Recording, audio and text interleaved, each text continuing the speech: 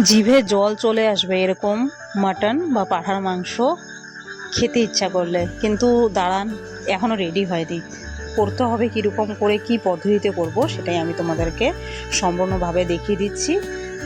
তো চলো, কেমন করে করব, কি করে বানাবো, আর ভিডিওটি দেখতে দেখতে কিন্তু একটি করে লাইক, সাবস্ক্রাইব, শেয়ার অবশ্যই চাই। তো চলো শুরু করে দিচ্ছি আজকের রেসিপি, মাটন রেসিপি। তো প্রথমত মাটনের জন্য কি কি লাগবে সেটা আমি তোমাদেরকে দেখিয়ে নিচ্ছি। প্রথমে তো লাগবে ফ্রেশ হচ্ছে ভালো করে মাটন। আমি নিয়েছি এখানে 700 গ্রামের মতন মাটন। দেখো, 3টে পেঁয়াজ নিয়েছি, 3টে পেঁয়াজই হয়ে যাবে, 4টা পরিমাণ মতো কাঁচা লঙ্কা, কিছুটা আদা পরিমাণ মতো তোমাদের, আর রসুন নিয়েছি 2টো, কিছু টুকরো করে কেটে রাখা আলুটা না দিলে না ঠিক টেস্টটা আসে না। আর এই যে পাঁঠার মাংসটা দেখতে পাচ্ছ, মাংসটা বেশ ভালোই ছিল, একদম বেশ ভালো তেলও আছে, আবার মাংসটা একদম খুব সুন্দর আর কি, হাড্ডি কম আছে। তো আজকে রেসিপিটা কিন্তু আমার সম্পূর্ণ দিদার রেসিপিতে করব। এই মাংসের রেসিপিটা খেতে কিন্তু দারুণ লাগবে। তো চলো দেখি। তো ছোট্ট একটি প্যানে আমি দিয়েছি একটি তেজপাতাটাকে ভাজা করে দিত আমার দিদা, তাই আমিও দিচ্ছি। তেজপাতার সঙ্গে নিলাম মাঝারি সাইজের 1.5 চামচের মতন জিরে, বেশি দরকার নেই। তো এখন এই জিরে আর তেজপাতাটাকে আমি একটু হালকা, একদম বেশি নয়, হালকা করে ভেজে নিলাম। তো জিরেটা ভাজা হয়ে গিয়েছে, সেন্ট পেলে কিন্তু বোঝা যাবে জিরেটা যাতে অতিরিক্ত কড়া না ভাজা হয়। তো সেই জিরে ভাজার মধ্যে আমি দিয়ে নিচ্ছি এখন 1 চামচ দিয়ে আর অল্প একটু সামান্য ধনে গুঁড়ো, সেই ধনে গুঁড়োটাকে আমি দিয়ে নিচ্ছি। জিরের সাথে গোটা কত গরম মশলা দিয়ে নিয়েছি, আদা কুচি পরিমাণ মতো, লঙ্কা দিয়ে নিলাম 4টে। তোমরা যে যেরকম ঝাল খেতে পছন্দ করে দিয়ে নেবে। আর রসুন দুটো কিন্তু সম্পূর্ণটাই আমি দিয়ে দিচ্ছি, একসঙ্গে দিয়ে দিচ্ছি। সঙ্গে দিয়ে নিব গোটা গরম মশলা। আমি গরম মশলাটাকে একসাথেই দিয়ে নিচ্ছি, তোমরা চাইলে পরেও দিতে পারো। তো এটাকে এখন কিন্তু ভালো করে আমি পেস্ট করে নিব। তো পেস্ট করে নেওয়া হয়ে গিয়েছে, আর পেস্টটা কিন্তু খুব ভালো করে করতে হবে। শিল নোড়াতে যদি ধার থাকতো না, তাহলে আমি শিল পাটাতে বেটে নিতাম, কিন্তু শিল পাটাতে ধারটা খুবই কমে গিয়েছে, তার জন্য মিক্সারেই আজকে পেস্ট করে নিচ্ছি। আর দেখো, 3টা এখানে পেঁয়াজ ছিল, পেঁয়াজটাকে কুচিয়ে নিয়ে আমি কিন্তু প্রায় 3 ভাগের 2 ভাগ পেঁয়াজটা দিয়ে দিচ্ছি, আর 1 ভাগ রাখলাম ফোড়নের জন্য। এই যে একটা টমেটো দেখতে পাচ্ছ, একটা টমেটো পেস্ট করে নিলাম। তো এখন এই টক দই দেখতে পাচ্ছ, কড়াইটা কিন্তু আমি অলরেডি বসিয়ে দিয়েছি। তো টক দই কিন্তু বের করে নিয়ে টক দইটাতে একটু সামান্য জল দিয়ে টক দইটাকে একটু আমি ফেটিয়ে নিব, কারণ ওইভাবে টক দইটা দিলে না টেস্টটা ঠিক আসবে না, কিন্তু যদি ফেটিয়ে দাও টক দই, খেতে কিন্তু খুব ভালো লাগবে আর টেস্টটা খুব সুন্দর হয়। তো তেলের মধ্যে কিন্তু সামান্য একটু আমি লবণ দিয়ে নিলাম আলুগুলোকে ভেজে নেওয়ার জন্য। তো আলুগুলো কিন্তু খুব ভালো করে একটু ভেজে নিব, একটু যখন সোনালি সোনালি কালার আসবে তখন আলুগুলোকে কিন্তু আমি তুলে নিব। তো কড়াইয়ের মধ্যে দিয়ে নিয়েছি তেজপাতা, শুকনো লঙ্কা, তার সাথে দিয়ে নিলাম আমি পেঁয়াজ।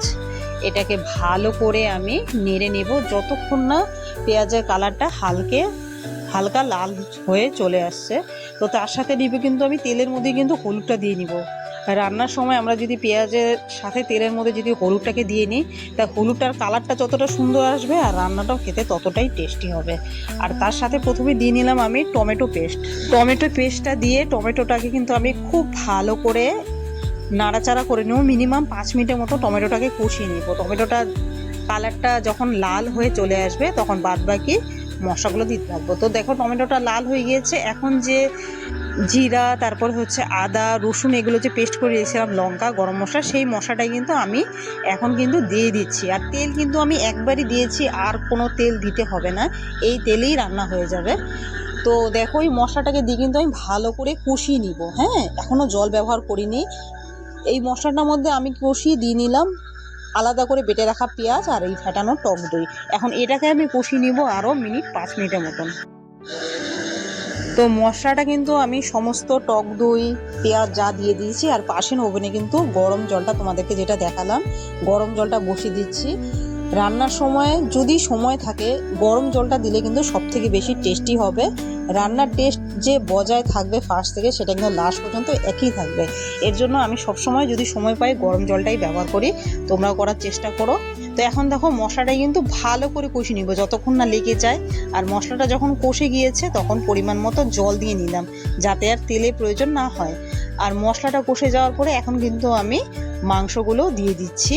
এই মাংসটাকে কষাবো একদম পাক্কা 15 থেকে 25 মিনিটের মতন, কারণ মাংসটাকে তার সাথে নুন দিয়ে নিলাম। মাংসটাকে এখন আমি কষাবো কিন্তু একদমই লো ফ্লেমে, ঢাকা দিয়ে নিব এখনই। পাঁঠার মাংস রান্না করো বা খাসির মাংস রান্নাটা যদি আমরা একদম কম হিট দিয়ে করি, কষানোটা যদি 15 মিনিট কম হিট দিয়ে কষাই, খেতে খুব টেস্টি হবে। আর তার সাথে কিন্তু কষানো হয়ে যাওয়ার পরে দিয়ে নিলাম আলু। এটাকে কিন্তু আমি আরও কষিয়ে নিব যতক্ষণ না মশলাটা আমার কড়াইতে লেগে যাচ্ছে। রান্না করার সময় নিজেরাই বুঝতে পারবে, যখন কড়াইতে লেগে যাবে তখন কিন্তু বোঝা যাবে যে মশলাটা আস্তে আস্তে কষে যাচ্ছে। এই দেখো কালারটা দেখো কতটা সুন্দর চলে এসছে এখনই। মশলাটা কিন্তু সমস্ত কষে গিয়েছে, মশলাটা শুকিয়ে যে জলটা ছিল সেটাও শেষ হয়ে গিয়েছে। আর দেখো কালারটা কিন্তু খুবই সুন্দর হয়েছে, আশা করি খেতেও টেস্টি হবে। তো গরম জলটা কিন্তু আমি এখন মাংসের মধ্যে পরিমাণ মতো দিয়ে নিব। দেখো এখন পরিমাণ মতো জল দিয়ে নিয়েছি, এটাকে আরও আমি 15 মিনিটের মতন ফুটিয়ে নেব। এখন আর ঢাকা দিতে হবে না, কারণ মাংস কিন্তু অলরেডি সেদ্ধ হয়ে গিয়েছে আর মাংস কিন্তু নামানোর সময়ও হয়ে গিয়েছে। তো বন্ধুরা, তোমাদের কাছে রিম্পাই ফ্যামিলি ব্লগের রান্নার ভিডিওগুলো কেমন লাগে আমাকে কিন্তু কমেন্ট করে অবশ্যই জানাবে। যারা ইউটিউবে আছো তারাও জানাবে, যারা ফেসবুক থেকে দেখো তারাও জানাবে। তো সবাই কেমন আছো? আশা করি সবাই ভালো আছো। তো যারা যারা ভিডিওগুলো দেখবে অবশ্যই কমেন্ট করে জানাবে আর কি করতে হবে তা তো তোমরা সবাই জানোই। এই দেখো মাংস কিন্তু একদম আমি নামিয়ে নিয়েছি, খাওয়ার জন্য কিন্তু একদম রেডি হয়ে গিয়েছে। তো চলো দেখে নিই মাংসর কালারটা কেমন হয়েছে। তো দেখো মাংসতে কোথায় কিন্তু অতিরিক্ত তেল দেখা যাচ্ছে না, কারণ তেলটা আমি একদম পরিমাণ মতো দিয়েছি। তোমরা যদি ওই প্রসেসে করো তেলটা কিন্তু তোমাদেরও খুবই কম লাগবে। তো মাংস কিন্তু একদম রেডি, আশা তো করছি ভালো হবে খেতে। তো সবাই যারা যারা দেখছো তাদেরকে অসংখ্য ধন্যবাদ রিম্পাই ফ্যামিলি ব্লগে। আর কি করতে হবে এখন, চ্যানেলটিকে লাইক, সাবস্ক্রাইব আর শেয়ার অবশ্যই করবে, কমেন্ট করতে অবশ্য ভুলবে না। সবাই খুব ভালো থাকো, সুস্থ থাকো আর হ্যাপি থাকো। তো আরেকটি নতুন ভিডিও নিয়ে আসার অবশ্যই চেষ্টা করব। তো ততক্ষণে তোমরা আমার এই দিদার রেসিপিটা কেমন লাগলো আমি কিন্তু জানাতে ভুলো না। বাই।